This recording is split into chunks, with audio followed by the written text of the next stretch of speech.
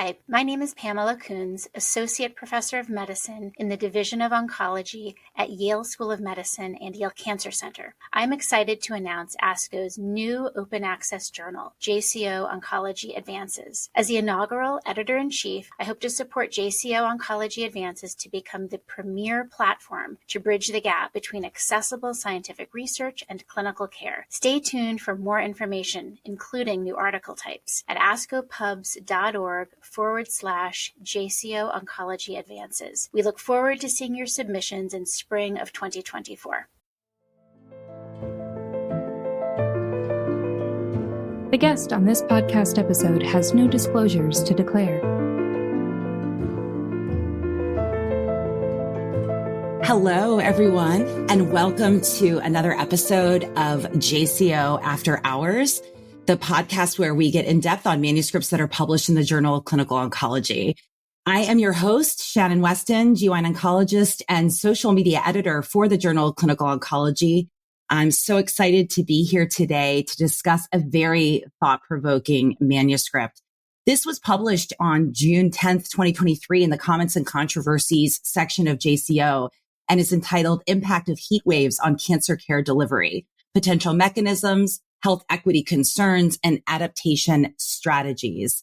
And I am thrilled to tell you I am joined today by two of the authors of this very important manuscript. Dr. Abbas Hassan is an intern in the Division of Plastic Surgery, Indiana University School of Medicine, already reaching for the stars, publishing in the JCO as an intern. That has to be a record. Congratulations and welcome, Dr. Hassan. Thank you for having us. Appreciate it. And with Dr. Hassan is Dr. Leticia Nogueira. She is now the Scientific Director of Health Services Research at the American Cancer Society. Welcome, Dr. Nogueira. I'm so excited to have you. Excited to be here. Let's get right to it. This topic is very timely. We are currently enjoying several weeks of greater than 100-degree weather here in Texas, where I am, and across the United States. Why don't we start by just defining heat waves in general and what their global impact is on morbidity and mortality? Yeah. So, I mean, it's the Texas heat, right? It's hard to ignore it when you're sweating buckets, right? So this kind of extreme heat isn't just a Texas problem. It's happening everywhere. So from Australia to Europe and across the US. And what we're experiencing, my friends, are heat waves. They're like the unwanted guests at a barbecue, showing up uninvited, hanging around for at least 2 straight days. Now, defining a heat wave isn't straightforward, as it might sound. It's with various different definitions across studies and policies. But one thing that is clear, heat waves aren't just about discomfort. They're deadly. They're claiming more than 5 million lives globally every year. Now, let's just imagine for a moment the year 2020, not exactly a walk in the park. And on top of that, everything else, heat waves caused over $4.5 billion in damages in the US. And that's probably just the tip of the melting iceberg, considering the tricky task of identifying exact heat wave periods. And you said it's really hard to define. So I imagine that makes it really difficult to study. Hopefully, I think we've already gotten our first call to action is coming up with some type of consistent definition so we can truly look at this in a scientific fashion. I guess I'm asking you to predict, but I'll do it anyway. What do we expect to happen over the next 30 years in regards to the climate change we're seeing and maybe overall temperatures across the globe? You know, the way things are going, we're probably going to need a lot more sunscreen and a lot more ice cream. So, well, in all seriousness, the outlook is pretty stark. And by 2023, we're looking at 8.1 million of our fellow Americans facing temperatures hotter than 125 degrees Fahrenheit. And fast forward to 2053, the number skyrockets to like 100 million. So that's a 13-fold increase. Remember when we thought 2014 was hot, and then 2015 came in, then 2016, and now all the way to 2020. Each year seemed to outdo the last, making the past 7 year span, the warmest we've ever experienced. So we're not just dealing with a few off years. We're in the midst of a trend that's heating up our planet and impacting our health at an alarming rate. Yes, I'd like to add to that exactly what Dr. Hassan said. We don't really need to worry about or focus on what temperatures are going to be in 30 years. It is here now. The threats of climate change are here now. The threats of extreme heat, no matter how we define it, right? Because it could be number of days above a certain temperature threshold, And that threshold is usually established by the previous 30 years. And we've already seen this jump in temperatures in the previous 30 years, especially in most recent years. So these hazards, these threats are already here.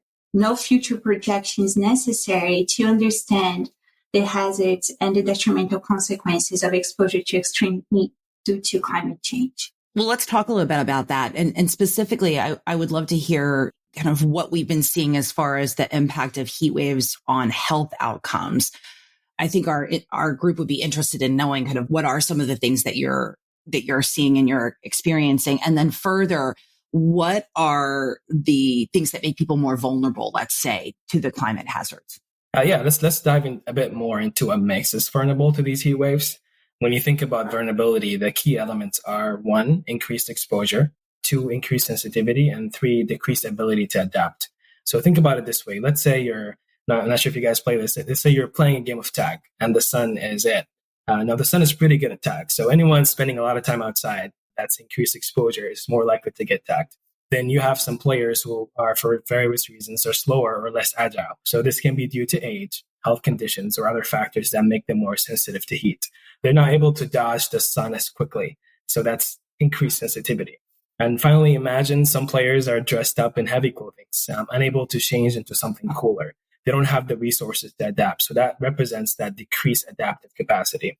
While everyone playing this game can feel the burn, there are some who are more at risk. So, for example, individuals with cancer are particularly at risk because they have various physical, psychological, socioeconomical consequences of their diagnosis, treatment, and even their path to survivorship. And this can include everything from like weight loss to tumor, compromised immunity, side effects from medications, and even financial stressors, making their game of sun tag especially challenging. So when we talk about the impact of heat waves on health, it's not a one-size-fits-all issue.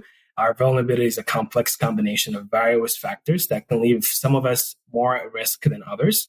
And it's this understanding that can help shape our approach to tackling the challenges that climate change brings. That was very well stated. And I think I want to dig in a little bit deeper on some of the broad factors you covered, especially as it relates to patients with cancer, who obviously fit in the category of vulnerable to really all those pieces. So I'd love to dig in a little deeper. So let's talk a little bit about more about age. I know that certainly patients with cancer can be any age, but it does seem to affect patients that are older or more elderly. How might that impact sensitivity to these heat waves? Okay, so dig a little deeper here.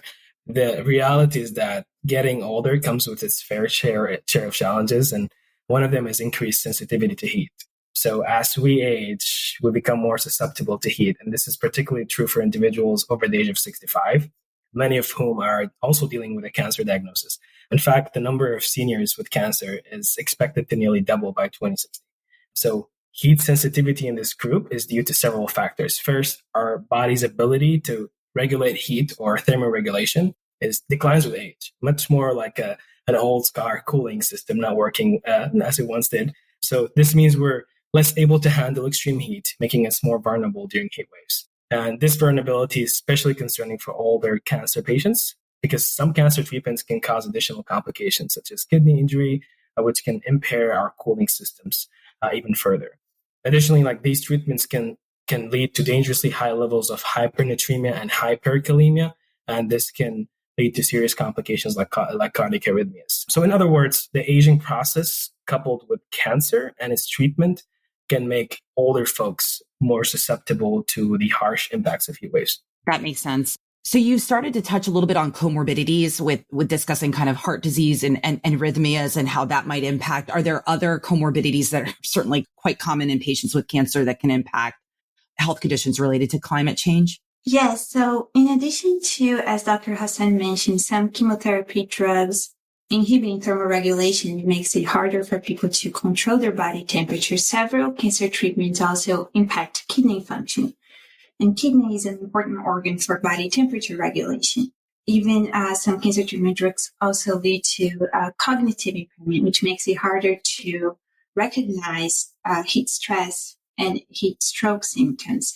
It could also impair mobility and the ability to go look for a cooling, safe space. There are several other cardiorespiratory comorbidities that can also impact sensitivity to extreme heat. And we cannot forget that cancer diagnosis treatment comes with socioeconomic consequences as well, because it impacts the ability of individuals to remain employed or maintain the same level of income. And these socioeconomic consequences also impact the adaptive capacity that Dr. Hassan was mentioning, such as installing air conditioning or improving insulation during a heat wave or throughout the year, which makes individuals diagnosed with cancer more vulnerable to these threats. You had mentioned some of the economic challenges here. I'd love to speak a little bit more about that. And I think we certainly see this in vulnerable populations, just in general, being able to receive their cancer treatment or make it on time for their treatments. In addition to that, are there limitations around accessing resources or things that would help protect people during these heat waves? Yes, we see a lot of barriers in access to resources in communities that have been targeted for marginalization or they're experiencing barriers in access to resources. Right, we can start with some of the ways that our urban centers are built, that concrete and asphalt trap heat in urban centers, leading to this effect called the urban heat island. So you see almost a 20-degree difference between urban centers and more suburban or rural areas when it comes to these hot days. And that, of course, increases exposure to extreme heat, which is one of the components of vulnerability. Then you have sensitivity. If there are barriers in access to healthy resources, healthy foods, places to exercise, and there are, for example, an increase in targeted advertising for tobacco or alcohol outlets in the neighborhood, that has been shown to be associated with an increased prevalence of several chronic health conditions. And as we were discussing, these chronic health conditions also increase sensitivity to climate hazards. And then, of course, there is adaptive capacity. We were mentioning the challenges faced by people who have been diagnosed with cancer in being able to afford some of the infrastructural updates that are necessary to cope with extreme heat. And the same challenges apply for people who are experiencing other types of socioeconomic distress, making it harder for these communities to prepare and respond to the challenges posed by heat waves. Oh, there's one more thing. I just wanted to mention that this is a concern, not the adaptive capacity, not only for these communities that are facing barriers in access to resources. With climate change, there's been an increase in power outages. So even if you can afford to use AC, it does not mean you're going to be able to use it during a heat wave, because these power outages are becoming more frequent, especially as people turn up their AC and overwhelm the electric grid. So this is a concern for all U.S. residents, not just people from lower socioeconomic levels or cancer patients. You are speaking my language, coming from Texas, where our grid is a constant source of... I lived in Texas for a while, yes. I know you did. I saw that in your bio.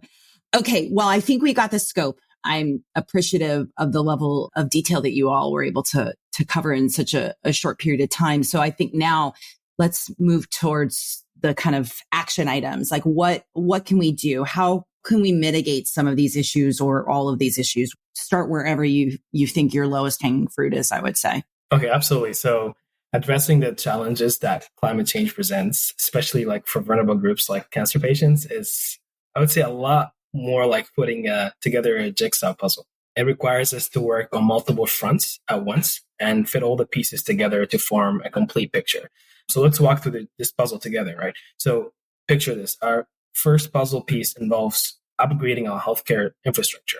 We need to gear up our systems with surveillance, monitoring, and even staffing to swiftly detect and respond to heat waves. The second part of the puzzle is that our healthcare workers or providers need to become more aware of climate change. They need to provide guidance to their patients that suits their cultural context and language, discussing things like what they need to wear during a heat wave, the best way to travel, even what changes to make in their diet. But how would our healthcare providers, turn into these warriors? Well, that brings us to our next piece, like continuing medical education. So by providing education opportunities into medical and even public health curriculums, we can create a force of well-prepared healthcare providers and professionals ready to fight the challenges of climate change. And also considering how heat waves can affect our medications. As temperatures rise, we need to think about developing thermostatic medications that can withstand the hotter conditions. It's like equipping our medications with their own little, heat shields. Lastly, I think, which is perhaps most importantly, we need to be stewards of our own environment with our own healthcare systems. This includes reducing our carbon footprint and advocating for health equity. So heat equity, So a concept that ensures that everyone, irrespective of their socioeconomic status, has access to and protection from heat waves related risks. So just like the jigsaw puzzle, every piece plays a crucial role. By working on those front lines simultaneously, we can build a more resilient and equitable healthcare system ready to face the rising temperatures. Okay, you absolutely win on JCO After Hours for the best examples. The puzzle pieces, I am obsessed. You're amazing. Playing tag, right? He's a natural. Playing tag, the sun exposure. I was I have to say, you are very well suited for this type of work. You're all too kind. Thank you. And honestly, I think, when you put it like that, sometimes these kind of problems seem so big and overwhelming, but when you kind of break it down into those chunks, it does seem doable. And I think almost every time on this podcast, I bring this up, but I'm going to do it again. What can we do to change policy, right? We need a policy change. Like some of it, what you mentioned is medical education, things like that. But really, what about lawmakers? Like, what do we need to be talking to our lawmakers about so that we can get broad-based policy changes that will help us enact some of these strategies that you just so well described? I also wanted to add something I think is relevant to both here. And that is that the United States healthcare system is the second largest industry when it comes to emissions in the U.S. Emissions from the U.S. healthcare system alone surpass emissions from the entire United Kingdom. So there is a big component of this strategy here to recognize that it is anthropogenic, man-made emissions that are causing climate change and leading to these detrimental health consequences. In our role, there are only so many band-aids we can put on this side before we start evaluating how we are actually contributing to the problem. And here is where this jigsaw puzzle and the policy and the I'm getting overwhelmed kind of all comes together, because there are several different efforts that are both climate mitigating and also improve adaptation, climate adaptation. For example, switching towards clean energy sources that are generated on site at healthcare systems can decrease the emissions of these institutions and also make them more resilient to power outages that, as we talked about, are only becoming more frequent. And there are several other examples, and you were asking about policy. I think that one of the recent advances when it comes at policy level interventions comes from the Inflation Reduction Act, where we have a lot of incentives for shifting towards more clean energy sources and decreasing our environmental impact with our professional activities that we need to keep in mind as we're trying to protect the health and safety of cancer patients. Great. Thank you so much. And I guess then we're getting towards the end of this. It's gone by very fast. And I'm personally writing down my to-do list of things I need to do tomorrow. What is next for you all for your work in this space? I think that as a researcher, there's a few different things that we can do. Similarly, as you're a clinician or a psycho-oncology or any of these other professions. And one of them goes back to Dr. Hassan was saying on surveillance and measuring the impact, because that increases awareness and provides the background evidence that's necessary for developing and implementing solutions, right? And then, of course, being champions within our own institutions so that we are both trying to solve the problem when it comes to protecting the health and safety of patients. Is it possible to use electronic health records to identify those who are most vulnerable? Can we expand on data sharing and information sharing so we can build on lessons learned from previous heat waves and do better next time? And then how, of course, can we contribute to reducing the emissions from our own institutions so we stop contributing to the problem we're trying to solve? Well, this was so educational, and I am so pleased that we had an opportunity to talk to you about this really important paper. I just want to thank again Dr. Hassan and Dr. Nogueira for taking the time to review this and really for thinking through this very important problem. And I hope it inspires all of you to look at what your institutions are doing and determine what strategies you might be able to utilize to start to mitigate some of these problems. Again, we were discussing the comments and controversies, manuscript impact of heat waves on cancer care delivery, potential mechanisms, health equity concerns, and adaptation strategies, which was published in the Journal of Clinical Oncology, June 10th, 2023. If you haven't read it, run, don't walk to do so. And please do check out our other JCO After Hours podcasts on our website. And if you have any problems, reach out to me on Twitter. I'd love to chat. Have a great day. The purpose of this podcast is to educate and to inform. This is not a substitute for professional medical care and is not intended for use in the diagnosis or treatment of individual conditions. Guests on this podcast express their own opinions, experience, and conclusions. Guest statements on the podcast do not express the opinions of ASCO. The mention of any product, service, organization, activity, or therapy should not be construed as an ASCO endorsement.